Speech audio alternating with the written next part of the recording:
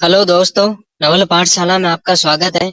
मैं आज आपको सघन पाठ योजना के प्रकरण हुमायूं, जो हमारा सामाजिक विज्ञान यानी सोशल साइंस का विषय है, उसके बारे में मैं आज आपको बताऊंगा। तो आपको सघन पाठ योजना में डायरी में जो आपको सर्वप्रथम लिखना है वो लिखना है विद्यालय का नाम, कक्षा, विषय सामाजिक विज्ञान, प्रकरण हुमायूं, दिनांक आपको लगानी है, फिर कालांश लिखना है, फिर समय अवधि 25 से 30 मिनट लगानी है। फिर आपको शिक्षण उद्देश्य लिखना है। शिक्षण उद्देश्य में आपको लिखना है, पहला हमारा शिक्षण उद्देश्य होगा ज्ञानात्मक। इसमें आपको अक्षित व्यवहारगत परिवर्तन में लिखना है विद्यार्थी हुमायूं के बारे में सामान्य परिचय जानने का प्रयास करेंगे। दूसरा आपको लिखना है अवबोध। अवबोध में आपको लिखना है विद्यार्थी हुमायूं के जीवन परिचय के बारे में ज्ञान प्राप्त करेंगे। फिर आपके शिक्षण उद्देश्य यहीं पर कंप्लीट होते हैं। फिर हम पूर्व ज्ञान की ओर चलते हैं। पूर्व ज्ञान में आपको लिखना है विद्यार्थी हुमायूं के बारे में सामान्य जानकारी रखते हैं। फिर आपको प्रस्तावना प्रश्न लिखना है। प्रस्तावना प्रश्न में आपको बताना है, पहला हमारा प्रश्न होगा मुगल वंश का स्थापक कौन था। मुगल वंश का संस्थापक कौन था, इसमें आपको आंसर लिखना है बाबर। दूसरा आपका प्रश्न होगा बाबर के पुत्र का क्या नाम था, तो इसमें आपको आंसर बताना है हुमायूं। तीसरा हमारा प्रश्न होगा हुमायूं के बारे में आप क्या जानते हैं, तो आपका ये थर्ड वाला प्रश्न समस्यात्मक प्रश्न हो जाएगा। तो आपके प्रस्तावना प्रश्न यहीं पर ही कंप्लीट होते हैं। फिर हम आगे उद्देश्य कथन को देखेंगे। उद्देश्य कथन में आपको लिखना है बच्चों, आज हम हुमायूं के बारे में विस्तार पूर्वक अध्ययन करेंगे। फिर आपका उद्देश्य कथन यहीं पर ही कंप्लीट होता है। फिर हम प्रस्तुतिकरण देखेंगे। प्रस्तुतिकरण में आपको लिखना है, तो प्रस्तुतिकरण में आपको वही सबसे पहले शिक्षण बिंदु, फिर आपके छात्र दीपक क्रियाएं, फिर छात्र क्रियाएं, फिर श्याम प्रसार लिखना है। पहला हमारा शिक्षण बिंदु हो जाएगा हुमायूं का जीवन परिचय। तो इसमें आपको विकासात्मक प्रश्न लिखना है। पहला हमारा विकासात्मक प्रश्न है हुमायूं का जन्म कब हुआ, तो आपको छात्र क्रिया में लिखना है 1508 ईस्वी में। फिर आपका दूसरा प्रश्न होगा हुमायूं के पिता का नाम क्या था, तो इसमें आपको आंसर बताना है बाबर। थर्ड आपको थर्ड आप थर्ड प्रश्न लिखना है आपको हुमायूं का जन्म कहाँ हुआ था, तो ये आपको आंसर बताना है काबुल में। फिर आगे आपको श्याम प्रसार देना है। श्याम प्रसार में आपको लिखना है ब्लैक पेपर लगाकर। तो इसमें आपको सर्वप्रथम लिखना है हुमायूं का जन्म 1508 ईस्वी, फिर हुमायूं के पिता का नाम बाबर, फिर हुमायूं का जन्म काबुल में। तो इस तरह से आपको श्याम प्रसार लिखना है। फिर हम आगे चलते हैं। प्रस्तुतिकरण आपका यहीं पर समाप्त होता है। जिस तरह मैंने लिखा है आपको उसी तरह सघन पाठ योजना वाली डायरी में लिखना है। फिर छात्र अध्यापक किराए में आपको लिखना है हुमायूं में, यानी आपका ये छात्र अध्यापक कथन होगा। इसमें आपको लिखना है हुमायूं का जन्म 1508 ईस्वी में हुआ। उसके पिता का नाम बाबर था। भाई भाई अस्करी व हिद्दान ने साथ दिया, परंतु हुमायूं को इस युद्ध में असफलता ही मिली।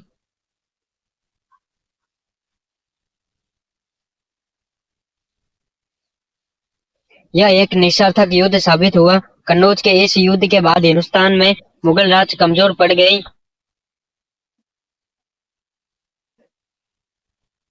चौसा का युद्ध 1539 ईस्वी में चौसा नामक स्थान पर हुआ। वह शेर खां के बीच युद्ध हुआ। तो इसमें आपको छात्र दीपक क्रिया में लिखना है, छात्र ध्यान पूर्वक सुनेंगे एवं समझेंगे। फिर आपका ये जो उद्देश्य कथन है वो यहीं पर ही समाप्त होता है, यानी मतलब शिक्षण बिंदु है वो यहीं पर ही समाप्त होता है। फिर हम पुनरावृत्ति प्रश्न देखेंगे। पुनरावृत्ति प्रश्न में आपको लिखना है मुगल वंश का संस्थापक कौन था, इसमें आपको आंसर बताना है। फिर आपका दूसरा पुनरावृत्ति प्रश्न होगा बाबर के पुत्र का क्या नाम था, तो इसमें आपको आंसर बताना है। फिर हम मूल्यांकन प्रश्न देखेंगे। मूल्यांकन प्रश्न में आपको लिखना है हुमायूं व शेर खां के मध्य खाली जगह युद्ध हुआ, तो इसमें आपको खाली जगह में स्थान भरना है। फिर आपको दूसरा प्रश्न लिखना है चौसा का युद्ध 1539 ईस्वी में हुआ था। सत्य और असत्य, ये आपका फॉल्स और ट्रू वाला सवाल है। इसमें आपको बताना है सही आंसर। चौसा के युद्ध में किसकी विजय हुई थी, इसमें आपको आंसर बताना है। फिर आपके मूल्यांकन प्रश्न यही पर ही समाप्त होता है। फिर हम गृह कार्य देंगे। गृह कार्य में आपको बताना है, पहला प्रश्न हुमायूं के बारे में वर्णन कीजिए। फिर आपका ये जो गृह कार्य वाला सवाल है वो यहीं पर ही समाप्त होता है। तो आपका ये पहला वाला प्रकरण हुमायूं के बारे में दे रखा है वो यहीं पर ही कंप्लीट होता है। आपको अपनी सघन पाठ योजना सामाजिक विज्ञान वाली डायरी में इस प्रकार लिखना है। फिर हम नीचे सुझाव देंगे। सुझाव में आप लिख सकते हैं कि पाठ योजना अच्छी रही है, और आप नहीं भी लिख सकते हैं। तो आपका ये जो पहला वाला प्रकरण है वो यहीं पर ही समाप्त होता है। फिर हम अगले प्रकरण की ओर चलते हैं। अगला प्रकरण हमारा है अमर सिंह राठौड़। तो इसमें आपको सर्वप्रथम वही प्रोसेस फॉलो करनी है जो हम पहले करते हुए आए हैं। इसमें आपको सर्वप्रथम विद्यालय का नाम, कक्षा 7, विषय सामाजिक विज्ञान सोशल साइंस, प्रकरण अमर सिंह राठौड़, फिर आपको दिनांक, फिर कालांश, फिर समय अवधि 25 से 30 मिनट देनी है।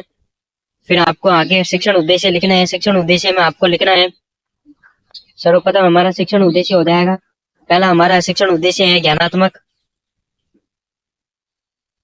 तो इसमें आपको अपेक्षित व्यवहारगत परिवर्तन में लिखना है, पहला छात्र अमर सिंह राठौड़ के बारे में प्रत्यास्मरण कर सकेंगे। दूसरा आपको लिखना है अवबोध, इसमें आपको लिखना है विद्यार्थी अमर सिंह राठौड़ के विषय में तथ्यों एवं जानकारी को प्रदर्शित कर सकेंगे। फिर आपके शिक्षण उद्देश्य यहीं पर ही कंप्लीट होते हैं। फिर हम पूर्व ज्ञान की ओर चलेंगे। पूर्व ज्ञान में आपको लिखना है विद्यार्थी अमर सिंह राठौड़ के बारे में सामान्य जानकारी रखते हैं। पूर्व ज्ञान आपका यहीं पर ही कंप्लीट होता है। फिर हम आगे प्रस्तावना प्रश्न देखेंगे। प्रस्तावना प्रश्न में आपको लिखना है, पहला हमारा प्रस्तावना प्रश्न होगा, जोधपुर पर किस राजपूत वंश का शासन था, इसके बारे में आपको बताना है। तो संभावित उत्तर में हम लिखेंगे राठौड़ वंश। दूसरा हम प्रश्न लिखेंगे, राठौड़ वंश के किस शासक को कटार का धनी कहा जाता था, इसमें आप आंसर देंगे अमर सिंह राठौड़ को। फिर तीसरा हमारा प्रश्न है, अमर सिंह राठौड़ का जन्म कब हुआ था, तो इसमें आपको आंसर देना है संभावित उत्तर। तीसरा प्रश्न हमारा संभावित उत्तर होगा। फिर आपके ये जो प्रस्तावना प्रश्न है वो यहीं पर ही कंप्लीट होते हैं।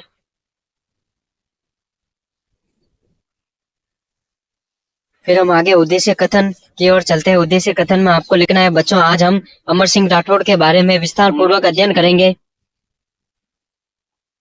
यानी यहाँ पर हमारा उद्देश्य कथन समाप्त हो जाता है। फिर हम प्रस्तुतिकरण देंगे। प्रस्तुतिकरण में आपको लिखना है शिक्षण उद्देश्य, शिक्षण बिंदु में आप सर्वप्रथम लिखेंगे अमर सिंह राठौड़ का जीवन परिचय।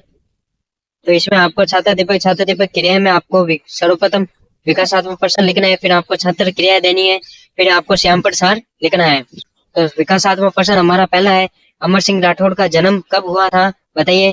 तो इसमें आपको छात्र क्रिया में आंसर देना है 30 दिसंबर 1613 को। फिर आपको दूसरा प्रश्न है, अमर सिंह राठौड़ का जन्म कहाँ हुआ था, तो इसमें आपको आंसर देना है जोधपुर। आपको श्याम प्रसार लिखना है, एक ब्लैक पेपर में ब्लैक चार्ट पेपर लगाना है।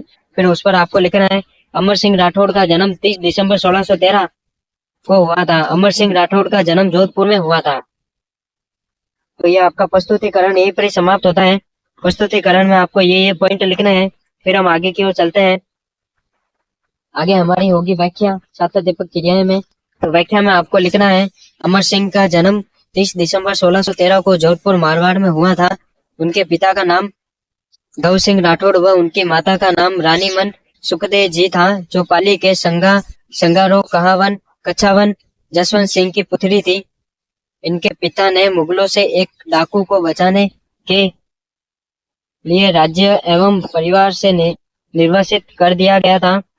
डाकू से बचाने के लिए राज्य एवं परिवार से निर्वासित कर दिया था। बाद में अमर सिंह शाहजहां को अपनी वीरता कुशलता से प्रभावित किया। छात्र क्रिया में आपको लिखना है, छात्र ध्यान पूर्वक सुनेंगे। आपको ब्लैक पेपर में लिखा गया है, पिता का नाम गब सिंह राठौड़, माता का नाम रानीमन सुखदेव, जो पाली के संगारू कच्छावत जसवंत सिंह की पुत्री थी। तो आपका ये जो शिक्षण बिंदु है वहीं पर समाप्त होता है। फिर हम इससे रिलेटेड पुनरावृत्ति प्रश्न देखेंगे। पुनरावृत्ति प्रश्न में आपको लिखना है, पहला हमारा पुनरावृत्ति प्रश्न है, जोधपुर पर किस राजपूत वंश का शासन था, इसके बारे में आपको बताना है। दूसरा हमारा प्रश्न होगा, राठौड़ वंश के किस शासक को कटार का धनी कहा गया है, बताना है आपको। फिर आपके पुनरावृत्ति प्रश्न यहीं पर समाप्त होते हैं। फिर मूल्यांकन प्रश्न देखेंगे। मूल्यांकन प्रश्न में आपको लिखना है, अमर सिंह को शाहजहां द्वारा कौन सी रियासत दी गई। दूसरा हमारा प्रश्न है, अमर सिंह के पिता का नाम खाली जगह था, इस खाली जगह में आपको रिक्त स्थान भरना है। अमर सिंह की मृत्यु, तीसरा प्रश्न है, अमर सिंह की मृत्यु चित्तौड़ किले में हुई थी, सत्य असत्य, इसके बारे में आपको बताना है। तो आपके मूल्यांकन प्रश्न यहीं पर ही कंप्लीट होते हैं। फिर हम आगे गृह कार्य देखेंगे। गृह कार्य में आपको लिखना है, अमर सिंह राठौड़ एक कुशल शासक के रूप में मूल्यांकन कीजिए। अमर सिंह राठौड़ का एक कुशल शासक के रूप में मूल्यांकन कीजिए, इसके बारे में आपको बताना है। तो आपका ये जो अमर सिंह राठौड़ वाला जो प्रकरण है वो यहीं पर ही समाप्त होता है। आपको सुझाव में लिखना है यह कि पाठ योजना अच्छी रही है। फिर आपको हस्ताक्षर करने हैं और परिवेशक के हस्ताक्षर करवाने हैं। तो ये आपके ये जो सघन पाठ योजना वाला जो फर्स्ट टॉपिक सेकंड टॉपिक है वो यहाँ पे कंप्लीट होता है, अमर सिंह राठौड़ वाला। फिर हम अगले प्रकरण पर चलते हैं। अगला हमारा प्रकरण है खिलजी वंश। तो इसमें आपको प्रोसेस फॉलो करनी है, वही प्रोसेस फॉलो करनी है जो हम पहले फॉलो करते हुए आए हैं। सर्वप्रथम आपको विद्यालय का नाम, फिर आपको कक्षा 7, फिर विषय सामाजिक विज्ञान सोशल साइंस, प्रकरण प्रकरण खिलजी वंश, दिनांक आपको लगानी है, कालांश आपको लिखना है, समय अवधि 30 से 35 मिनट बतानी है। फिर ये सब लिखने के बाद आपको शिक्षण उद्देश्य लिखना है। शिक्षण उद्देश्य में आप देख सकते हैं सर्वप्रथम आपका शिक्षण उद्देश्य रहेगा खिलजी सर्वप्रथम आपका शिक्षण उद्देश्य रहेगा ज्ञानात्मक। अपेक्षित वर्गगत परिवर्तन में आपको लिखना है विद्यार्थी खिलजी वंश के शासकों जैसे जलालुद्दीन खिलजी एवं खिलजी के बारे में प्रत्यास्मरण करेंगे। दूसरा आपका शिक्षण उद्देश्य देना है अवबोध। अवबोध में आपको लिखना है विद्यार्थी खिलजी वंश के शासकों में अंतर कर सकेंगे। फिर आपके ये जो शिक्षण उद्देश्य के जो 2 पॉइंट है वो यहीं पर ही समाप्त होते हैं। फिर हम आगे पूर्व ज्ञान की ओर चलते हैं। पूर्व ज्ञान में आपको लिखना है विद्यार्थी खिलजी वंश के बारे में सामान्य जानकारी रखते हैं। पूर्व ज्ञान आपका यहीं पर ही समाप्त होता है। फिर हम प्रस्तावना प्रश्न देखेंगे। प्रस्तावना प्रश्न में आपको लिखना है, पहला हमारा प्रस्तावना प्रश्न है दिल्ली के पर्यटन स्थल कौन से हैं। तो इसमें आप संभावित उत्तर लिखेंगे लाल किला, कुतुब मीनार। दूसरा हमारा प्रश्न होगा खिलजी वंश की स्थापना किस प्रकार हुई। तो इसमें आपको समस्यात्मक प्रश्न देना है। आपके प्रस्तावना प्रश्न यहीं पर ही कंप्लीट होते हैं। फिर हम उद्देश्य कथन लिखेंगे, यानी हम हमारा अगला पॉइंट उद्देश्य कथन होगा। उद्देश्य कथन में आपको लिखना है अच्छा बच्चों, आज हम खिलजी वंश के बारे में विस्तार से अध्ययन करेंगे। फिर उद्देश्य कथन खत्म हो जाने के बाद हम प्रस्तुतिकरण देंगे। प्रस्तुतिकरण में आपको निम्न पॉइंट देना है, पहले आपको शिक्षण बिंदु लिखना है, फिर छात्र दीपक क्रियाएं बतानी है, फिर आपको छात्र क्रियाएं बतानी है, फिर आपको श्याम पर सार लिखना है। तो पहला हमारा शिक्षण बिंदु होगा जलालुद्दीन खिलजी। इसमें हम विकासात्मक प्रश्न लिखेंगे। पहला हमारा विकासात्मक प्रश्न है खिलजी कहाँ के निवासी थे। तो इसमें आपको आंसर देना है तुर्किस्तान। दूसरा हमारा विकासात्मक प्रश्न है खिलजी वंश के शासकों को किसे परास्त किया। खिलजी वंश के शासकों को किसने परास्त किया। तो इसमें आपको बताना है कैकुत को, यानी खिलजी वंश के शासकों को किसे परास्त किया। तो इसमें आपको आंसर देना है कैकुन को। फिर आप श्याम पर सार में लिखेंगे खिलजी तुर्किस्तान के निवासी थे, खिलजी वंश के शासकों को कैकुद को परास्त किया गया। तो आपका ये जो प्रस्तुतिकरण है वो यहीं पर ही समाप्त होता है। फिर हम आगे की ओर चलते हैं। आगे आपको छात्र अध्यापक कथन में लिखना है इल्तुतमिश शक्सी वंश का एक प्रमुख शासन था। तुर्की राज्य स्थापक कुतुब मीनार ऐबक के बाद वह उन शासकों में एक था। यह तुर्की राज्य का संस्थापक हुआ था। तो आपको आगे छात्र क्रिया में लिखना है, छात्र ध्यानपूर्वक सुनेंगे और समझेंगे। फिर आपके ये जो शिक्षण बिंदु है वो यहीं पर ही समाप्त होते हैं। फिर हम पुनरावृत्ति प्रश्न की ओर चलते हैं। पुनरावृत्ति प्रश्न में आपको पहला प्रश्न देना है दिल्ली के पर्यटन स्थल कौन कौन से हैं बताइए। दूसरा हमारा पुनरावृत्ति प्रश्न होगा खिलजी वंश की स्थापना किस प्रकार हुई। फिर हम पुनरावृत्ति प्रश्न के बाद मूल्यांकन प्रश्न देंगे। मूल्यांकन प्रश्न में आपको लिखना है खिलजी कहाँ के निवासी थे बताइए। दूसरा हमारा मूल्यांकन प्रश्न है खिलजी वंश के शासकों ने किससे परास्त किया बताइए। फिर मूल्यांकन प्रश्न खत्म हो जाने के बाद हम गृह कार्य देंगे। गृह कार्य में आपको लिखना है खिलजी वंश के शासकों के बारे में विस्तार पूर्वक बताइए। तो आपका ये गृह कार्य हो जाएगा। तो आपका ये जो प्रकरण है खिलजी वंश वहीं पर ही समाप्त होता है। फिर आपको नीचे सुझाव देना है कि पाठ योजना अच्छी रही, पाठ योजना आत्मविश्वास के साथ पढ़ाई गई है। फिर आपको एक तरफ अपने हस्ताक्षर करने और फिर पर्यवेक्षक के हस्ताक्षर करवाना है। तो आपका एक खिलजी वंश वाला जो प्रकरण है वो यहीं पर ही समाप्त होता है। फिर हम अगले प्रकरण की ओर चलते हैं। अगला हमारा प्रकरण होगा 1000 वर्षों के दौरान हुए परिवर्तनों को पड़ताल, यानी 1000 वर्षों के दौरान हुए परिवर्तनों का पड़ताल करना। इसमें आप विद्यालय का नाम लिखेंगे सर्वप्रथम, फिर कक्षा लिखेंगे, फिर आप विषय लिखेंगे सामाजिक विज्ञान, फिर आप प्रकरण लिखेंगे 1000 वर्षों के दौरान हुए परिवर्तनों की पड़ताल करना। तो इसमें आप समय अवधि लगाएंगे 25 से 30 मिनट, कालांश लिखेंगे 3rd, दिनांक आपको लगानी है। फिर हम आगे शिक्षण उद्देश्य देखते हैं। शिक्षण उद्देश्य में आपको लिखना है सर्वप्रथम पहला बिंदु हमारा होगा ज्ञानात्मक। तो इसमें आपको लिखना है छात्र 1000 वर्षों के दौरान हुए परिवर्तनों की पड़ताल का प्रत्यास्मरण कर सकेंगे। फिर आपको अवबोध में लिखना है छात्र 1000 वर्ष के परिवर्तन एवं प्रगति की व्याख्या कर सकेंगे। तो आपके शिक्षण उद्देश्य यहीं पर ही समाप्त होता है। फिर हम पूर्व ज्ञान देखेंगे। पूर्व ज्ञान में आपको लिखना है छात्र 1000 वर्ष के दौरान हुए परिवर्तनों की पड़ताल के बारे में सामान्य जानकारी रखते हैं। तो ये आपका पूर्व ज्ञान यहीं पर ही समाप्त होता है। फिर हम प्रस्तावना प्रश्न देखेंगे। प्रस्तावना प्रश्न में आपको लिखना है, सर्वप्रथम हमारा पहला प्रश्न होगा, इतिहास से जुड़े विभिन्न ऐतिहासिक साक्ष्यों की प्राप्ति कैसे संभव है, बताइए। तो इसमें आपको संभावित उत्तर देना है, ऐतिहासिक घटनाओं व परिवर्तनों की जांच पड़ताल द्वारा। फिर हमारा दूसरा प्रश्न है, 1000 वर्षों के दौरान हुए ऐतिहासिक घटनाओं व परिवर्तनों की जांच पड़ताल का वर्णन कीजिए। तो ये आपका समस्यात्मक प्रश्न हो जाएगा। तो आपके ये जो प्रस्तावना प्रश्न है वो यहीं पर ही समाप्त होते हैं। फिर हम आगे उद्देश्य कथन देंगे। उद्देश्य कथन में आपको लिखना है, छात्रों, आज हम 1000 वर्ष के दौरान हुए परिवर्तनों की पड़ताल के बारे में सामान्य जानकारी प्राप्त करेंगे। फिर आपको नीचे प्रस्तुतिकरण देना है, यानी आपका उद्देश्य कथन समाप्त हो गया है। फिर आपको नीचे प्रस्तुतिकरण देना है। प्रस्तुतिकरण में आपके मुख्य बिंदु होंगे, पहला हमारा होगा शिक्षण बिंदु, फिर हमारा होगा छात्र छात्र क्रियाएं, फिर छात्र क्रियाएं, फिर श्यामपट सार। तो इसमें आपका पहला शिक्षण बिंदु है नई और पुरानी शब्दावली। तो इसमें आपको विकासात्मक प्रश्न बनाकर लिखना है। पहला हमारा विकासात्मक प्रश्न है, बाबर ने हिंदुस्तान शब्द का प्राचीन किसके लिए किया था। बाबर ने हिंदुस्तान शब्द का प्रयोग प्राचीन रूप से किसके लिए किया था। तो इसमें आपको बताना है, पशु पक्षी और यह यहाँ के निवासियों की संस्कृति के वर्णन के लिए। फिर आपका दूसरा प्रश्न होगा, नई और पुरानी शब्दावली से आप क्या जानते हैं। तो इसमें आपको देना है मौन, यानी आप निरुत्तर भी लिख सकते हैं। फिर हम आगे छात्राध्यापक कथन देखेंगे। छात्राध्यापक कथन में आपको व्याख्या लिखनी है। व्याख्या में आपको लिखना है, 13वीं सदी में जब पारसी के शब्द इतिहासकार गिरहाज ए सिराज ने हिंदुस्तान शब्द का प्रयोग किया था, तो उसका आशय पंजाब, हरियाणा और गंगा यमुना के बीच स्थित इलाकों से था। उसने इस शब्द का राजनीतिक अर्थ में उन इलाकों के लिए इस्तेमाल किया जो दिल्ली के सुल्तान के अधिकार क्षेत्र में आते थे। सुल्तान के प्रसार के साथ इस शब्द के आने वाले क्षेत्र भी बट गए। तो आगे आपको छात्र क्रिया में लिखना है, छात्र ध्यानपूर्वक सुनेंगे और समझेंगे। फिर आपको श्यामपट सार देना है। श्यामपट सार आपको ब्लैक चार्ट पेपर में लिखना है। इसमें आपको लिखना है, बाबर ने हिंदुस्तान शब्द का प्राचीन प्रयोग पशु पक्षियों और यहाँ के निवासियों की संस्कृति के वर्णन के लिए किया है। 13वीं सदी में जब पारसी के शब्द इतिहासकार गिरहाज ए सिराज ने हिंदुस्तान शब्द का प्रयोग किया था।